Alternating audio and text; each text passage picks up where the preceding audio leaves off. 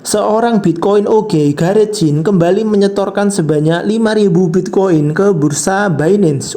Yo guys, balik lagi bersama dengan saya Sagio Sugiarto. Di video kali ini di tanggal 15 Februari 2026 saya share lagi berita update mengenai kripto. Langsung saja kita masuk ke berita yang pertama, di mana ekosistem bisnis media milik Donald Trump kembali membuat manuver mengejutkan di dunia finansial. Truth Social Fund baru saja resmi mengajukan dokumen pendaftaran ke Securities and Exchange Commission (SEC) Amerika Serikat untuk meluncurkan produk Exchange Trade Fund (ETF) berbasis aset digital. Langkah ini menandai ekspansi Truth ke sektor keuangan yang terdesentralisasi, sekaligus mempertegas posisi mereka dalam mendukung gelombang adopsi kripto di Amerika Serikat. Dalam dokumen pengajuan tersebut, Truth Social Fund berencana menghadirkan dua produk investasi utama. Yang pertama yaitu Truth Social Cronos Yield Maximizer ETF, dirancang untuk melacak kinerja Cronos CRO, aset kripto asli dari ekosistem Cronos, serta memberikan imbal hasil tambahan melalui staking. Kemudian yang kedua, Truth Social Bitcoin and Ether ETF. Produk ini mengombinasikan kinerja dua aset kripto terbesar, yaitu Bitcoin dan juga Ethereum, lengkap dengan potensi keuntungan dari staking Ethereum. Sebagaimana melalui laporan yang ada, ETF ini akan dikelola oleh penasihat investasi Yorkville America Equities LLC dengan biaya manajemen yang diperkirakan berada di angka 0,95% atau hampir 1%. Steve Nim, Presiden Yorkville America Equities, menyatakan antusiasmenya untuk menyediakan platform investasi yang mencakup apresiasi modal sekaligus peluang pendapatan pasif bagi investor. Untuk memastikan keamanan dan likuiditas aset, Truth Social Fund menggandeng Crypto.com sebagai mitra strategis untuk menjadi kustodian aset digital, penyedia likuiditas, serta penyedia layanan staking. Langkah tersebut dinilai strategis mengingat reputasi Crypto.com sebagai salah satu platform kripto global dengan standar kepatuhan regulasi yang ketat. Tujuan utama dari kemitraan adalah untuk memberikan akses yang aman bagi para trader dan investor terhadap proposisi nilai yang kuat dari ETF tersebut.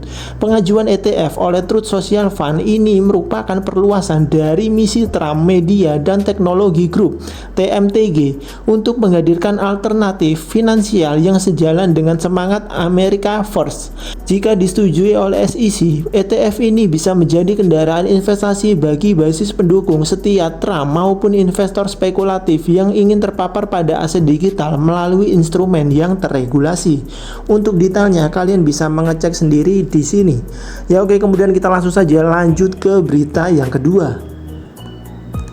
Seorang Bitcoin OG, Gareth Jin, kembali menyetorkan sebanyak 5.000 Bitcoin ke bursa Binance. Untuk detailnya kalian bisa mengecek sendiri di bawah sini.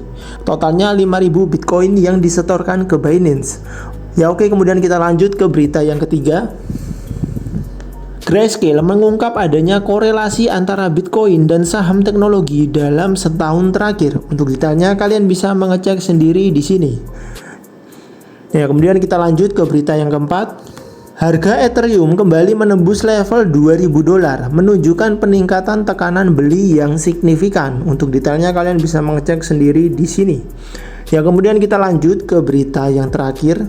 Menurut tweet yang ada di sini, ketegangan antara sektor perbankan konvensional dan industri kripto mengenai imbal hasil stablecoin akhirnya mendapat respon langsung dari penasihat kripto Gedung Putih, Patrick Witt, menyerukan agar perbankan berhenti merasa terancam oleh produk yang ditawarkan perusahaan kripto.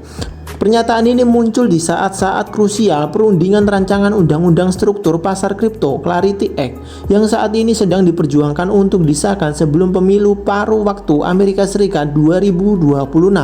Dalam keterangannya, Witt menyayangkan sikap defensif perbankan yang menganggap imbal hasil stablecoin sebagai ancaman. Menurutnya, ketakutan bahwa produk ini akan menyedot deposito nasabah adalah kekhawatiran yang berlebihan.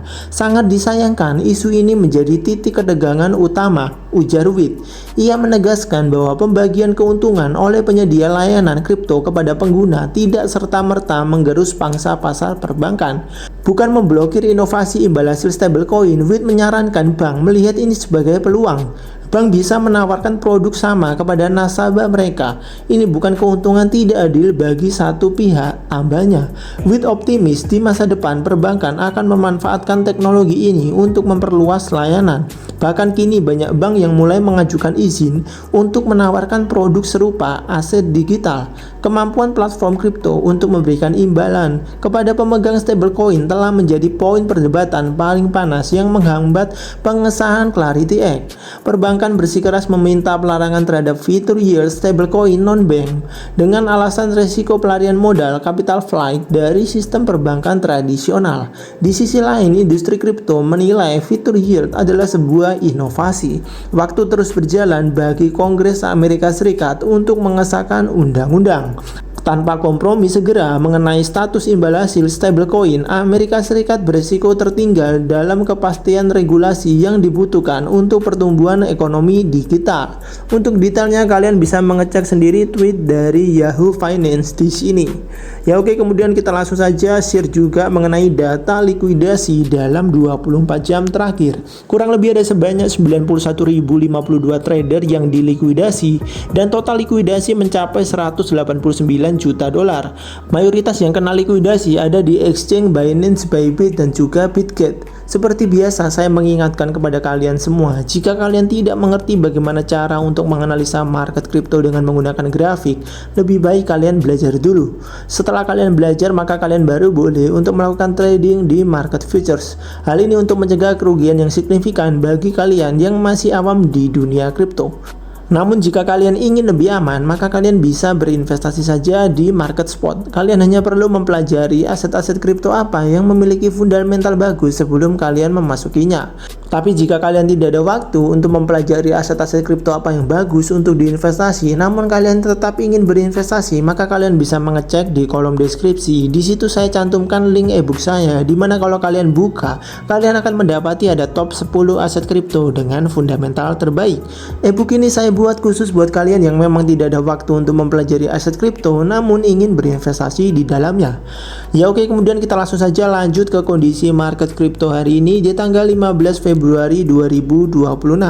Seperti yang kalian lihat di sini, dalam 24 jam terakhir, Bitcoin kembali mengalami lonjakan kenaikan sebesar 2%. Dan saat ini Bitcoin berada di area 1,184 miliar. Sehingga kalau kalian melihat aset kripto yang lain selain Bitcoin juga mengalami lonjakan kenaikan. Seperti XRP, BNB, kemudian Solana, kemudian Dogecoin, ada Cardano yang kembali ke area harga 5.000. Kemudian Link juga mengalami kenaikan dan masih banyak lagi aset kripto yang mengalami kenaikan. Inilah kondisi market kripto di tanggal 15 Februari 2026 dan besok di tanggal 16 Februari 2026 saya akan update lagi berita kripto dan juga kondisi market kripto. Jika video ini bermanfaat buat kalian, maka kalian bisa share video ini. Jika kalian ada pertanyaan terkait aset kripto, kalian juga bisa bertanya di kolom komentar. Saya Sagio Sugiarto pamit, see you the next video and God bless.